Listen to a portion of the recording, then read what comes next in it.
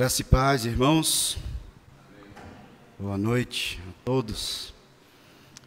Que de fato estejamos aqui reunidos em busca de atribuir essa glória que nós acabamos de unir as nossas vozes para afirmar que toda glória, que toda honra sejam dadas a Deus e que nós, o povo de Deus, sejamos então assim abençoados por Ele mesmo, cheios da sua graça, do entendimento da sua misericórdia, e assim sintamos a alegria de nos reunirmos para glorificar, para adorar, para exaltar o nome do único e verdadeiro Deus, Criador e mantenedor de todas as coisas.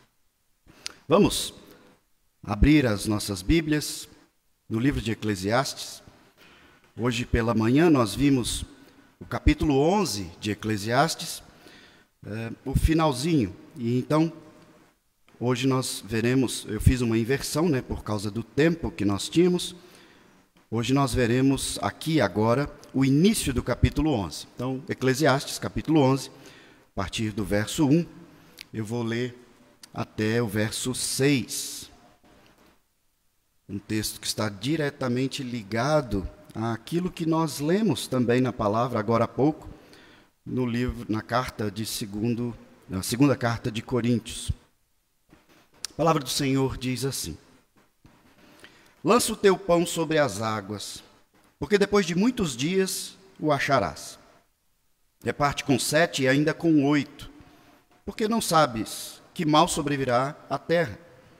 Estando as nuvens cheias, derramam aguaceiro sobre a terra, caindo a árvore para o sul ou para o norte, no lugar em que cair, aí ficará. Quem somente observa o vento, nunca semeará, e o que olha para as nuvens, nunca cegará.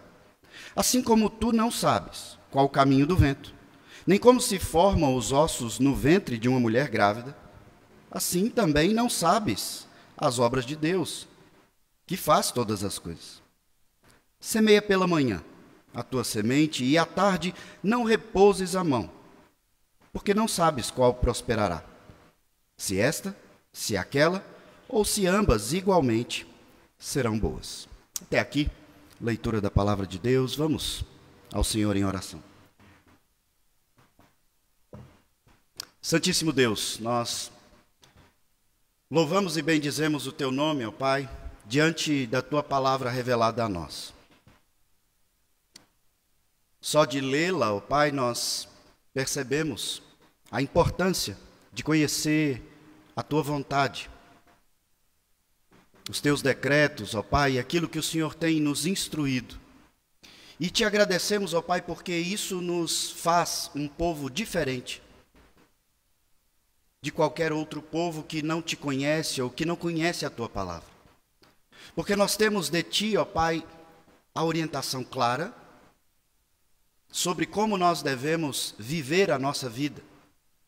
Nós sabemos a origem de todas as coisas, o governo de todas as coisas e aquilo que o Senhor nos promete realizar em nossas vidas. Nós não estamos aqui, ó Pai, no escuro, tateando. Nós somos o único povo em toda a face da terra que conhece o que nos aguarda por toda a eternidade. Ó Pai, o que nós te pedimos diante desta palavra que nos desafia é que o Senhor então firme nos nossos corações a fé, para que haja o mover em nós, pela fé, para que nós não fiquemos parados, desanimados, mas que venhamos a agir pela fé no Senhor, crendo na veracidade da tua palavra, no poder que vem de ti e certamente na salvação realizada em Cristo, que nos deu acesso e nos dá acesso ao entendimento sobrenatural desta palavra. Palavra que é também espiritual e que nos permite então em Cristo Jesus, pelo agir do Espírito Santo, termos os nossos olhos abertos para o entendimento que está além das letras. Ó Pai, fala conosco. Nós te agradecemos imensamente por esse momento e pedimos que o Senhor nos abençoe, em nome de Jesus. Amém. Irmãos, eu gostaria que nós pensássemos aqui sobre algumas perguntas. Você não precisa me responder, mas procure responder aí para você mesmo. Alguns de nós, eu acredito que a grande maioria de nós, conhece bastante das histórias bíblicas, das narrativas, pelo menos aquelas que se tornaram as mais famosas. Por exemplo, você certamente já ouviu falar muito sobre Moisés. Como Deus usou Moisés? Moisés é aquele que é responsabilizado pelo Senhor mesmo a receber a lei de Deus, os 10 mandamentos, a lei moral do Senhor. Agora, eu queria que você perguntasse, quando Moisés sobe naquele monte para receber essa lei, Moisés sabia como seriam entregues os mandamentos do Senhor para ele? Ele tinha alguma noção de como aquilo aconteceria? Vamos pensar em outro homem também chamado por Deus. Em seguida, Noé. Noé é chamado pelo Senhor a construir uma grande embarcação e a pregar ao povo do seu tempo sobre algo que aconteceria que era completamente improvável de acontecer da forma como ele estava anunciando. Noé sabia que dia que ia começar a chover sem parar. Noé sabia como se daria aquele grande dilúvio. Vamos pensar em Abraão, outra figura muito conhecida da narrativa bíblica. Quando é chamado por Deus a sacrificar o seu único filho pelo qual ele orou por tantos anos, anos. Abraão sabia como seu filho sobreviveria àquele momento que o Senhor pede que ele sacrifique o próprio filho? Não sabia. Davi, uma história muito conhecida também, em vários aspectos, em vários momentos diferentes, mas pensemos então sobre aquele momento tão famoso, quando Davi enfrenta um gigante, o Golias. Davi sabia como se daria a sua vitória sobre aquele gigante, muito mais preparado do que ele para a batalha. Ele sabia como que aquilo tudo aconteceria. Então agora eu quero que você pense sobre você mesmo. Você sabe o que vai acontecer com você o ano que vem? Assim como nós observamos que Moisés não sabia, Abraão não sabia, Noé não sabia, Davi não sabia, e tantos outros como Elias e vários outros homens, e até mesmo os apóstolos de Cristo, eles não sabiam muito do que aconteceria.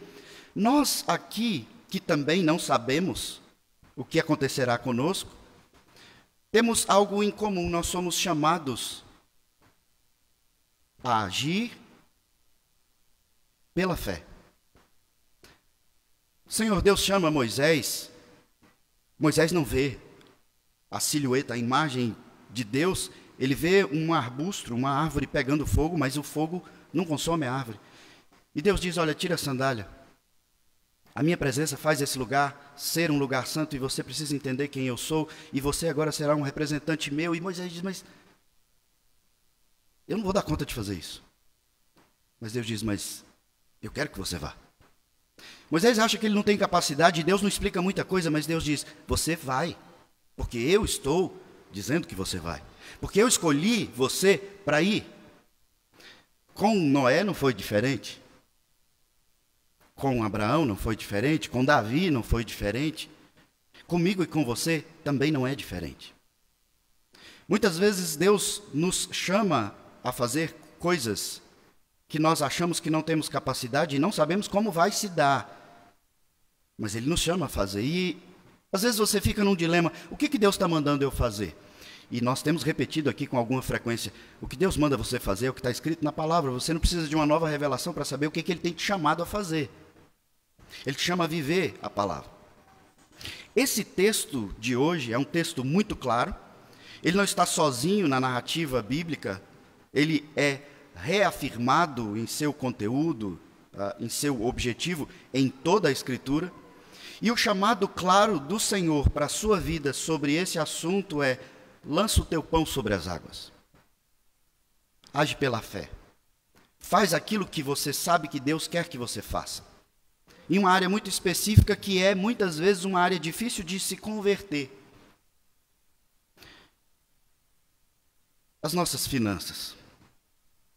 Esse texto é mal utilizado por uma série de pessoas que defendem a teologia da prosperidade, quando eles dizem que você precisa, então, dar dinheiro para que Deus te conceda mais dinheiro, e o texto não está dizendo isso. A Bíblia inteira não está dizendo isso. Mas Deus diz: você precisa agir pela fé, porque o Senhor é o seu pastor e você não vai ter falta de nada. Então faça, invista. E tem outra área que o texto é direcionado também, que nós temos a mesma dificuldade, como nós temos dificuldade de colocar a mão no bolso e ofertar e dizimar muitas vezes, que é investir tempo, dedicação, paciência, investir a nossa vida na vida das outras pessoas. É sobre essas coisas que nós vamos pensar nesse momento, nesse texto. E eu te convido a abrir o seu coração, antes que eu comece aqui a explanação, a exposição específica de verso a verso, para que o Senhor, então, pela sua voluntariedade, trabalhe no seu coração, porque são áreas difíceis. São áreas difíceis de nós vivenciarmos. Como eu disse, são áreas difíceis da conversão atingir. A conversão nos atinge quando a gente entende que foi salvo e a gente vai para o céu, então é muita coisa boa e isso é fácil. Mas quando o Senhor nos chama a viver pela fé em várias áreas, nós temos alguma dificuldade. É sobre essas coisas que eu gostaria que você estivesse aberto de pensamento, de coração, a buscar em oração durante esse período que nós estamos aqui diante do texto, que o Senhor transforme e te mostre o que Ele quer que você faça de maneira prática.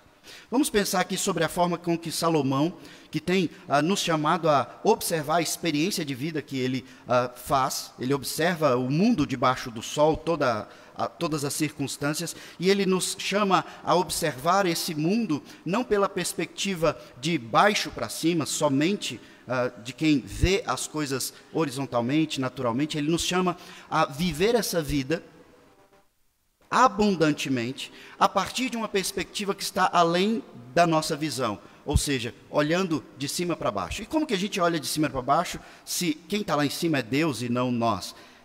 Salomão, em todo o livro, tem te chamado a olhar a vida pela fé. E em todo o livro de Eclesiastes, ele tem dito para nós que você não tem controle sobre as coisas, que você não sabe o que vai acontecer, que você realmente não tem poder de transformar e de mudar muitas coisas, mas ele diz: mas o Senhor tem. Então viva abundantemente diante do Senhor com aquilo que o Senhor tem te dado para viver. E não fique então amargurado, entristecido, desanimado, porque você não tem o que você gostaria de ter. Mas alegre-se e usufrua abundantemente daquilo que você tem, porque essa é a sua porção. Essa é a visão de cima para baixo, porque essa é a visão do Senhor para você. Porque tudo aquilo que você tem é o que Ele designou para você ter. Tudo aquilo que você é o que Ele designou para você ser. E tudo aquilo que você tem diante de si como um desafio a viver é aquilo que Ele tem te chamado a viver. A gente admira Davi, mas você teria ido enfrentar o gigante, ou você ia falar: ele é muito grande. Eu não fiz treinamento de guerra. Não tem nenhuma armadura para me defender. E se vier uma lança, se ele me cortar com uma espada? Mas entenda, quando nós pegamos esse entendimento bíblico, muitas vezes você que está aí cheio de dilemas, você se sente motivado a viver uma vida de aventuras. Você quer arriscar mais. Mas é preciso ter muita sabedoria, e o livro tem nos chamado a ter sabedoria, porque, de fato, Deus tem nos chamado a uma vida que é uma vida de aventura, é uma vida pela fé. Mas o foco da vida pela fé e da vida nesse sentido de aventura não é um foco que está em você. Moisés não viveu pela fé e fez tudo o que fez para ter um benefício próprio. Ele não viveu uma grande aventura porque ele ia ter ali um grande benefício. Deus diz: Moisés, você vai abrir mão da sua vida porque eu quero abençoar o meu povo por meio da sua vida. Então larga tudo e vem.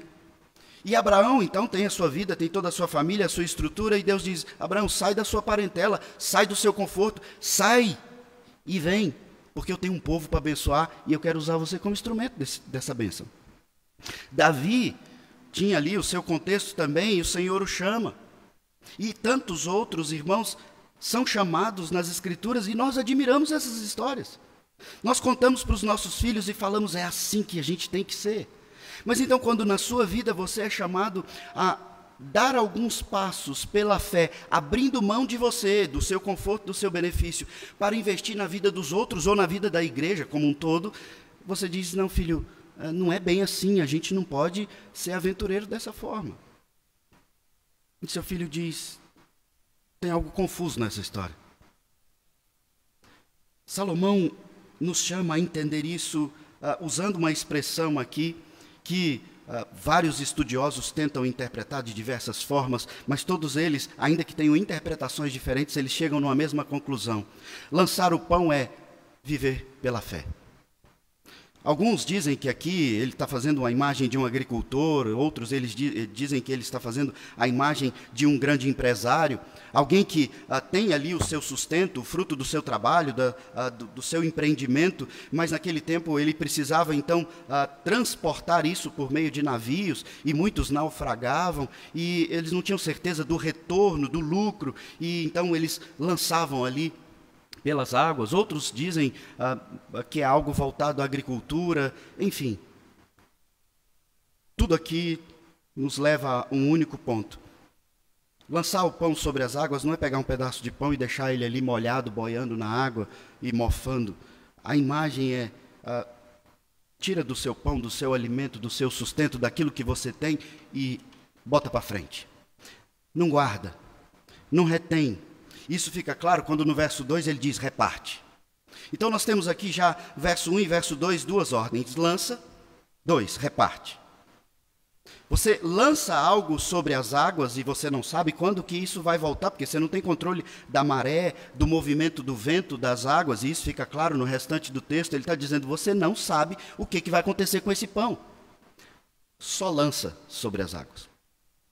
E quando ele fala de repartir aqui, fica nítido para nós algo que é nítido em todas as Escrituras, quando Deus diz: olha, vai ter muita gente nesse mundo que vai ser abastado, que vai ser rico, que vai ter dinheiro, que vai ter condições. E esses que têm condições, eles têm condições para ajudar aqueles que eu escolhi que não tivessem condições. E você diz: mas por que então Deus não teve uma visão mais comunista ou socialista e deixou todo mundo ter o mesmo tanto? Porque assim a gente não tinha oportunidade de lançar o nosso pão na vida do outro.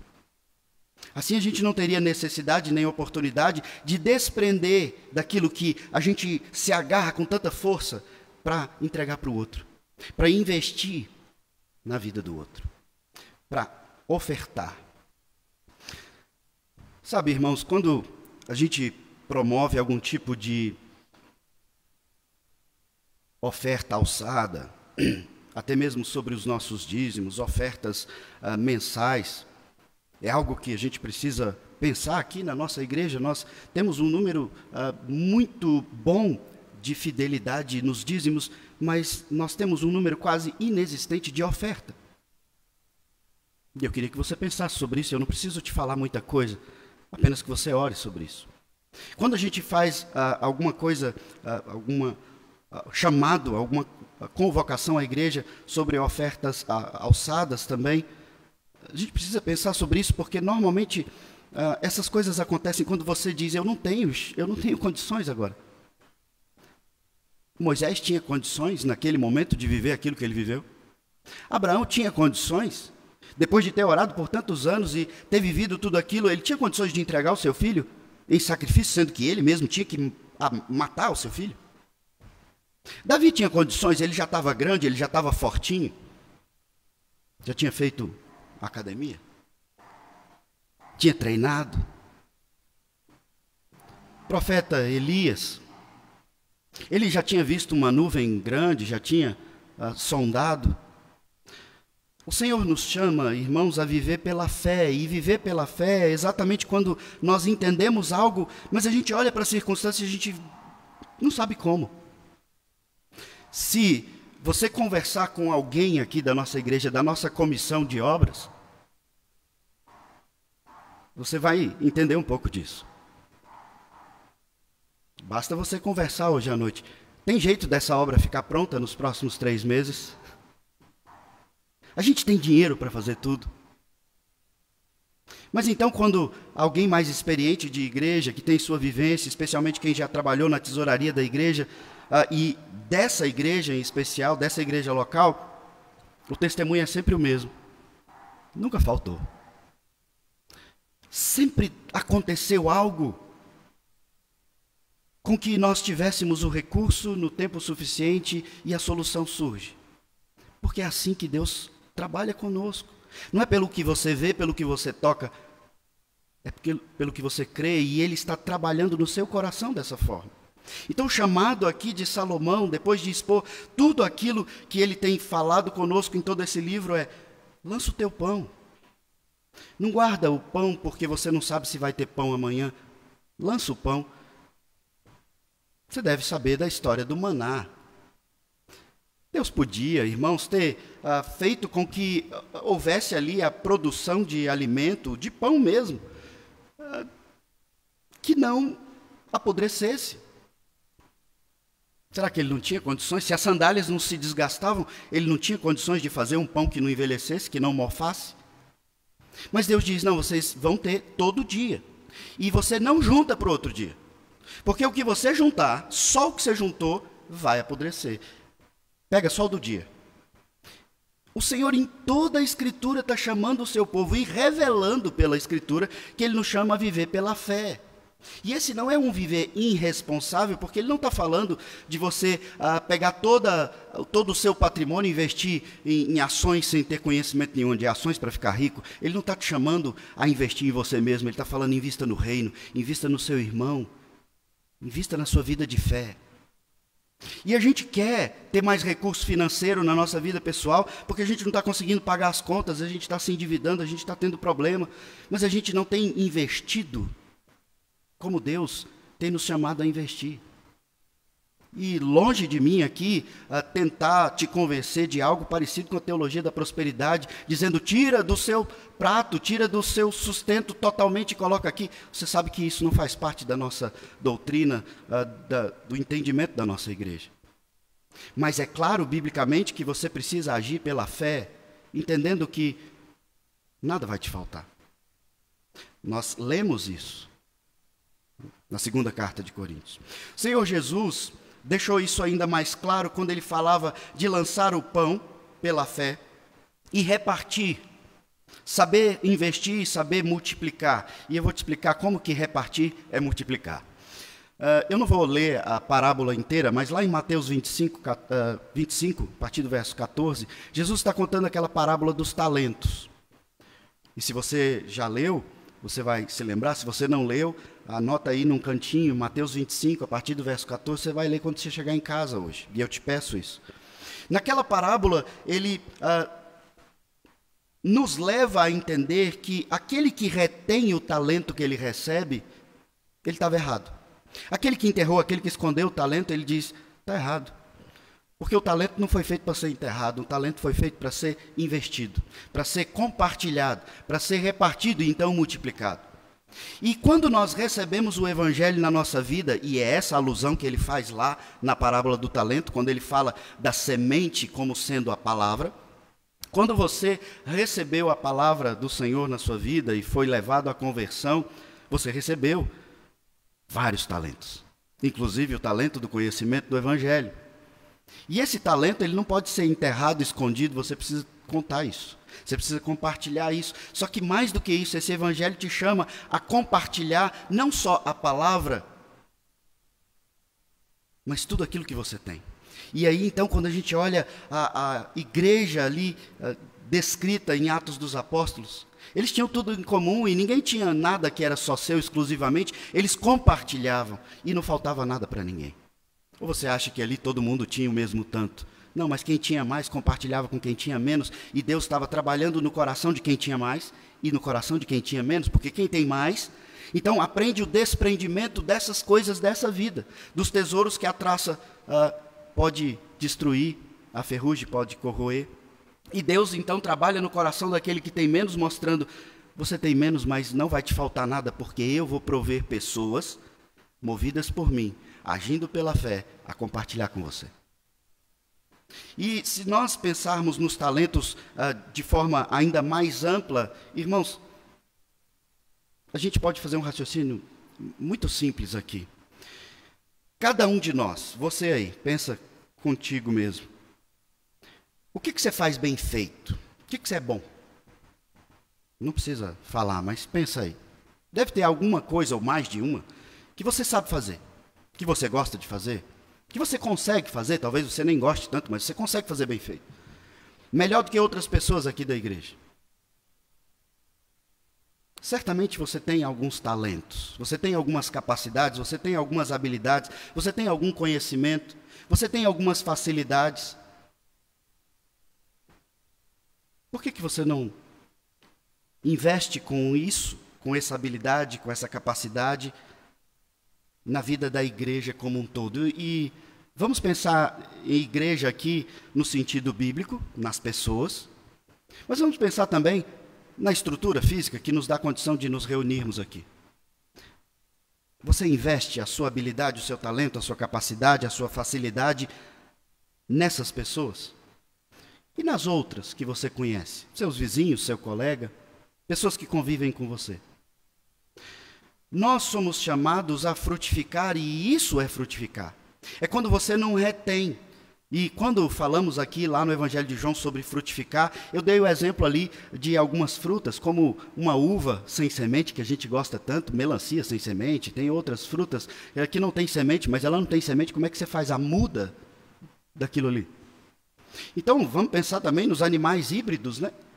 Você pega alguns animais aí, a mula é um grande exemplo disso, e o cruzamento daqueles animais gera um outro animal, mas aquele animal não tem capacidade de dar fruto, de fecundar, de continuar. Quando nós recebemos o Evangelho, aquele Evangelho transforma a nossa vida e a gente então não multiplica, não frutifica, não dá fruto, não dá semente, a gente está retendo tudo, a gente está enterrando o talento. Mas quando você fica esperando as condições perfeitas de temperatura e pressão para agir e colocar o seu talento para fora, então pode ser tarde, porque o Senhor te chama no contexto que você está, na circunstância que você está. Não foi fácil para Abraão, não foi fácil para Davi, não foi fácil para Moisés, não foi fácil para Elias, não foi fácil para Jesus. Mas Deus diz, vá e faz. Deus tem nos chamado a repartir com 7, com 8. E o alerta do texto é, você não sabe o que vai acontecer, você não sabe o mal que sobrevirá. E aqui o autor está nos conduzindo a algo muito simples. Nós precisamos investir na vida das pessoas, porque você não sabe o que vai acontecer com você. Isso é um raciocínio até que o mundo conseguiu compreender bem. Nós precisamos cuidar das pessoas, investir na vida das pessoas. Nós somos impacientes, maledicentes, sem amor. Mas então, quando nós precisamos de algo, quem é que vai te abençoar? Quem vai repartir e compartilhar? O Senhor nos chama então a fazer isso, porque você não sabe o dia de amanhã. Hoje pode ser que você esteja compartilhando com o seu irmão, amanhã é ele com você. Como eu disse anteriormente, se você é amoroso com seus filhos, se você orienta bem os seus filhos, se você age com sabedoria, com carinho, e você abre mão da sua vida, do seu conforto, para investir na vida dos seus filhos, veja, nem sempre isso acontece, mas biblicamente falando, ou naturalmente, espera-se que na sua velhice os seus filhos cuidem de você, com o mesmo carinho, com o mesmo amor. Um dia era você trocando a fralda e cuidando, dando banho.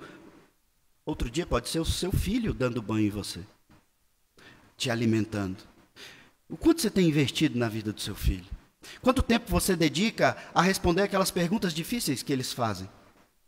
Aquele tanto de pergunta e aquele tanto de coisa, aquele tanto de situação constrangedora que muitas vezes eles nos colocam. E às vezes não é o filho, às vezes é um irmão da igreja. Aquele irmão inconveniente. Aquele irmão chato. Tem gente que te acha chato também. Então tenha paciência com o irmão chato. Investe na vida dele, compartilha da sua capacidade de não ser chato, tentando ajudar ele a ser uma pessoa melhor. Esse é o movimento da vida e o Senhor nos chama como pessoas totalmente diferentes a viverem em unidade. Cada um tem a sua função e a gente vai repartindo e compartilhando. O texto nos mostra que nós não temos controle de nada da nossa vida. No verso 3 ele fala das nuvens e aqui ele começa a nos conduzir sobre a semeadura, aquilo que nós lemos em Coríntios. E ele está falando do mesmo assunto. Ele fala de nuvens que derramam água sobre a terra, e essas nuvens podem estar tão carregadas, essa chuva pode ser tão forte, pode derrubar árvores, mas você não sabe para que lado que vai cair a árvore. Às vezes tem uma árvore, você constrói a sua casa do lado norte, porque você tem medo da árvore cair para o lado sul, mas a árvore pode cair para o lado norte. Você não sabe. E ele diz, para onde cair, vai cair, você não tem controle. E ele então diz, se você só observa o vento, você nunca semeará. A ideia aqui é, você não tem controle de nada, você não sabe que dia que vai chover. Você não sabe quando o vento vai trazer as nuvens. E então, se você ficar esperando ver um sinal de chuva para depois plantar, talvez você perca o momento da plantação. Talvez você perca o momento de semear na vida do seu irmão. Talvez você esteja esperando o momento ideal para servir a igreja com seus dons. E nós já falamos bastante aqui que nem toda atividade e serviço dentro da igreja, ele é necessariamente ordenado. Você não precisa ser um diácono, você não precisa ser um presbítero, você não precisa ser um pastor ordenado. Vários frutos são provenientes de serviço dentro da igreja que não é oficialmente, publicamente ordenado. Mas então quem foi ordenado que trabalhe e eu vou ficar só sentado. Isso é um raciocínio comum que provém do nosso conforto. Mas esse texto está nos chamando a sair da nossa zona de conforto. Se você ficar só esperando o tempo em que você for alguém reconhecido na igreja, talvez passe o tempo de semear no lugar que você está. Você pode dar carona para alguém, você pode visitar alguém, você pode ir lá e ler a Bíblia com alguém da igreja, alguém que já é crente. Como é bom receber uma visita, receber uma oração, receber uma mensagem de WhatsApp que você não sai da sua casa, você não sai do seu conforto. Mas a gente nunca tem tempo para essas coisas. A nossa vida é tão corrida, eu tenho que cuidar de tantas coisas. Mas Deus está te chamando a fazer essas coisas, a compartilhar. Às vezes você leu a Bíblia ou o sermão te deu um entendimento sobre algo. Por que não repartir e compartilhar isso? Às vezes você recebeu um bônus salarial, uma herança, algo. Por que você não compartilha isso? É porque é a bênção que Deus te deu. Sim, mas Ele te dá para você repartir, para compartilhar. Quando a gente vê as crianças naquele momento do refrigerante, é fácil observar que elas querem sempre o copo mais cheio. Mas você acha que a gente amadureceu, nós ficamos adultos e a gente também não está pegando o copo mais cheio? A gente continua pegando o copo mais cheio. Porque a gente quer para nós. Se você espera o momento certo, quando você tiver condições de semear na vida de alguém, vai passar. Você não sabe o caminho do vento e ele nos leva a refletir sobre algo profundo aqui no verso 5. Você não sabe como se formam os ossos dentro do ventre. E a gente de fato não sabe. Você pode até fazer uma ultrassonografia, ver imagens, e agora tem imagens 3D, mas você tem ali uma explicação científica de como se dá aquela formação, como vai crescendo ao longo das semanas. Mas então eu te pergunto, como é que dentro de um ventre se forma osso? Osso. Não estou falando de multiplicação de células moles, de carne, eu estou falando de osso, dente, crânio. É Deus. E esse Deus que forma ossos dentro do ventre, ele diz para você: lança o seu pão sobre a água, reparta, compartilha. Semeia pela manhã a tua semente e à tarde não repouses a mão, porque você não sabe qual prosperará. A ideia aqui, irmãos, é algo que ele fala lá também no verso 2. Não coloca todos os ovos numa cesta só. Não trabalha só de manhã. Não leia a Bíblia só uma vez por semana. Não venha somente a um culto, ou uma vez por domingo, ou uma vez por mês. Cuide de várias frentes, execute várias ações, reparta e compartilhe, não só com uma pessoa que você acha que merece, mas procure ter o maior número de pessoas com as quais você pode investir, compartilhar, viver, semear. Trabalhe. Nós ficamos ali sentados querendo que as coisas melhorem na nossa vida, mas às vezes a gente não está semeando o quanto nós deveríamos. É fácil reclamar que a gente não tem oportunidade na vida e não tem rendimento, não tem oportunidade. Então, por isso, a gente não pode dizimar, ou ofertar, ou abençoar a vida do irmão, ou participar de forma mais presente e com fartura dos alimentos que formam a cesta básica que nós arrecadamos aqui na igreja. Mas será que você está semeando de manhã, de tarde? Será que você está investindo para ter mais recurso, para ter com que abençoar o próximo? Lá na carta aos Efésios, o apóstolo Paulo diz: aquele que roubava, com a conversão, com o entendimento do evangelho, não roube mais. E ele diz: antes trabalhe. Trabalhar? Sim, para ter com que abençoar, ofertar e semear na vida do outro. Não basta só parar de fazer o que é errado, você tem que começar a fazer de manhã, de tarde, de noite o que é certo, não só para você, mas para investir na vida do outro.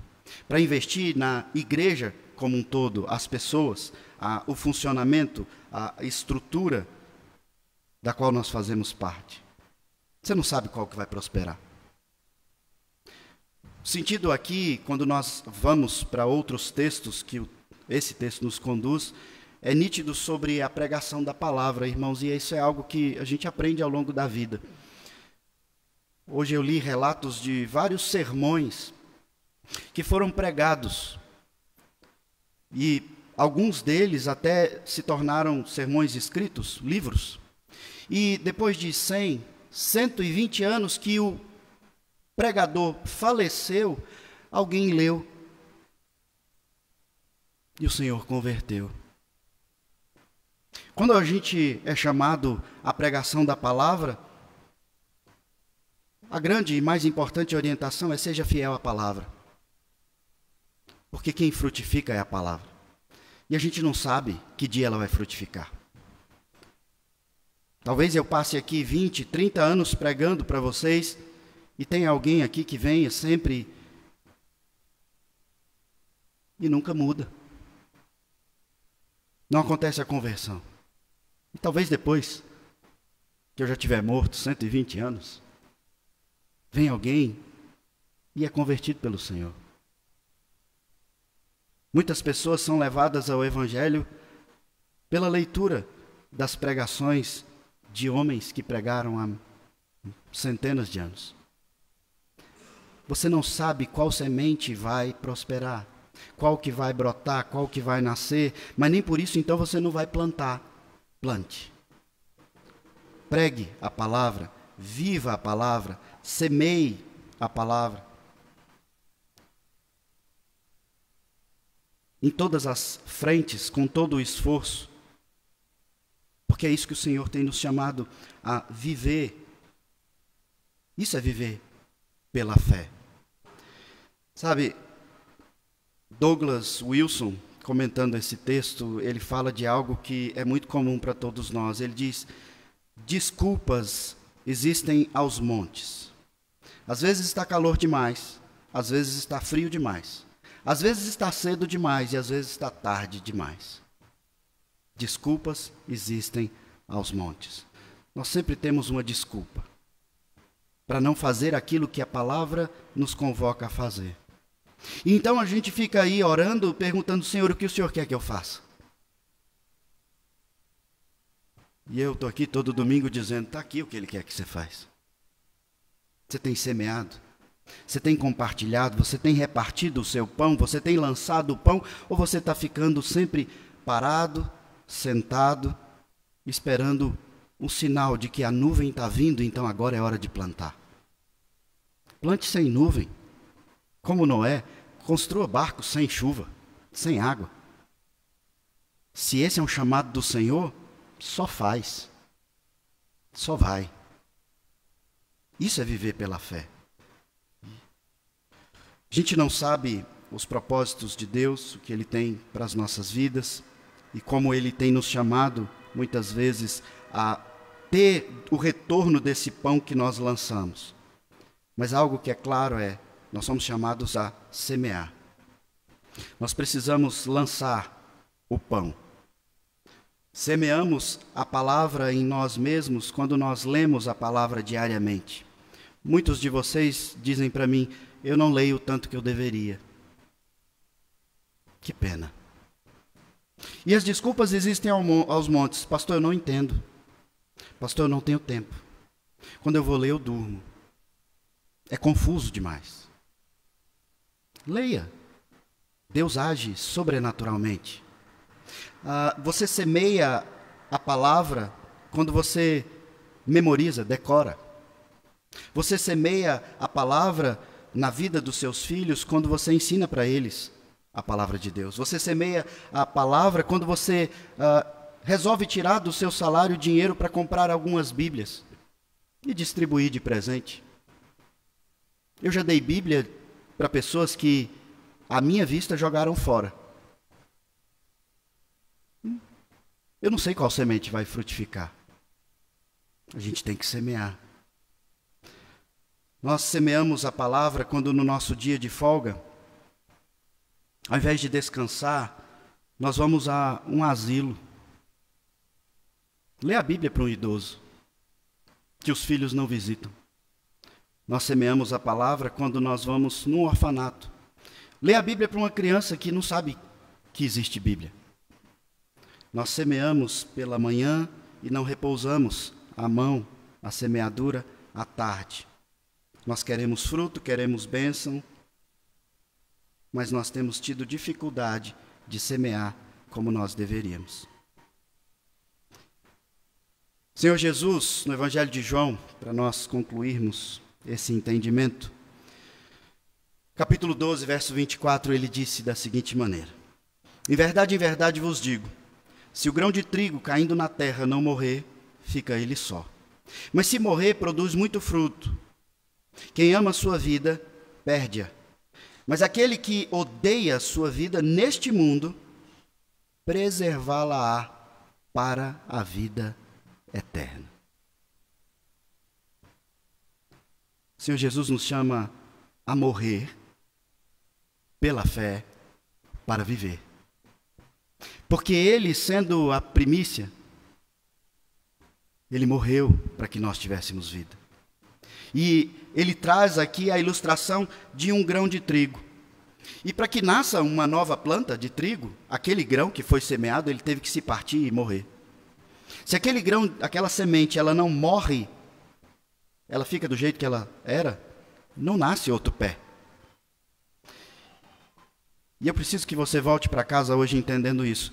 Se você teve acesso ao Evangelho e você continua sendo a semente do mesmo jeito, não está dando fruto. Você é chamado a uma vida pela fé que envolve sacrifício. Sacrifício para repartir, sacrifício para compartilhar. Sacrifício para quando você está com dificuldade financeira, mas aí vai comprar o seu arroz e compra um pouquinho mais de arroz, um feijão, e entrega para os diáconos, sem saber para quem eles vão entregar. E você não tenta controlar isso, porque você não sabe qual semente que vai frutificar. E está apertado para você. Talvez você queria comprar um suco, mas você deixa de comprar para comprar o feijão, para dar para alguém. E então o Senhor faz algo e um movimento na sua vida que você tem abundância. Abundância de saúde, abundância de alegria, de satisfação, ou fartura de alimento mesmo. Deus faz os seus movimentos. E tudo aquilo que muitas vezes é sacrifício para você é semeadura. E nós não podemos, irmãos, fazer isso com um peso no coração, como nós lemos em Coríntios.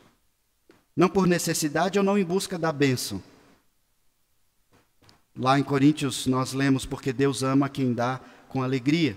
E Deus pode fazer-vos abundar em toda graça, a fim de que, tendo sempre em tudo ampla suficiência, superabundeis em toda boa obra. Como está escrito, distribuiu, deu aos pobres, a sua justiça permanece para sempre. Ora, aquele que dá semente ao que semeia e pão para alimento, também suprirá e aumentará a vossa sementeira, e multiplicará os frutos da vossa justiça, enriquecendo-vos em tudo, para toda generosidade, a qual faz que por nosso intermédio sejam tributadas graças a Deus. Seu sacrifício faz com que o nome de Deus seja exaltado, glorificado, como nós cantamos antes desse momento. Cristo foi entregue a nós como uma semente, ele mesmo disse isso aqui em João 12. Ele morreu para que nós nascêssemos para o reino e mostra essa analogia nos chamando a entregar a nossa vida como um sacrifício vivo, confiando pela fé que nada vai nos faltar. Eu poderia passar aqui o resto da noite contando histórias de evangelistas e pastores que impactaram profundamente a minha vida. Homens e mulheres, esposas, famílias inteiras que abriram mão da sua vida para semear na vida dos outros. Essas pessoas, às vezes, elas realmente não têm muito patrimônio, mas elas têm uma vida de abundância. Isso eu tenho certeza, porque eu já conheci vários, ouvi o testemunho de vários. E às vezes você está pensando, Senhor, o que o Senhor quer que eu faça? Está tão difícil para mim. As coisas não têm se multiplicado na minha vida, só têm perdido, só têm andado para trás. Lança o teu pão. Anda pela fé. Toda semente só produz uma nova árvore quando ela morre. Pelo sacrifício da semente, uma nova planta surge. Pelo sacrifício de Cristo, surgiu você, convertido. Inimigo de Deus, condenado à eternidade no inferno, mas que agora vive para a glória dele, e ele te chama, como ele chamou Moisés, como ele chamou Noé, como ele chamou Abraão, como ele chamou Davi. E não é para fazer nenhuma aventura maluca, é para fazer o que está na palavra. Semear, lançar o seu pão. E o que pode estar te impedindo de fazer isso é o seu amor próprio, o seu conforto. Você talvez esteja se amando mais do que você ama a Deus e mais do que você ama ao próximo. E por isso, você só consegue reter, não consegue lançar, não consegue repartir. Isso acontece com todos nós. Alguns em maior medida e outros em menor. O chamado bíblico é: compartilhe o que Deus tem te dado. Semeie. Alguns de vocês querem servir a igreja, e eu sei disso. Vocês estão esperando o momento ideal. Eu quero deixar algo bem claro para vocês. Não espera mais, não. Não espera você conhecer mais Bíblia, nem você ter mais tempo para servir a igreja. Não espera mais, não. Começa a fazer o que você sabe fazer, o que você tem capacidade para fazer, o que Deus te deu dom para fazer. Mesmo que você não seja reconhecido, admirado, elogiado, ou ordenado oficialmente para isso. Começa a fazer, começa a agir, começa a semear, começa a visitar, começa a orar, começa a participar mais das atividades. Talvez você esteja investindo tudo que você tem, toda a sua energia, saúde e dinheiro no tesouro do mundo. Vamos orar?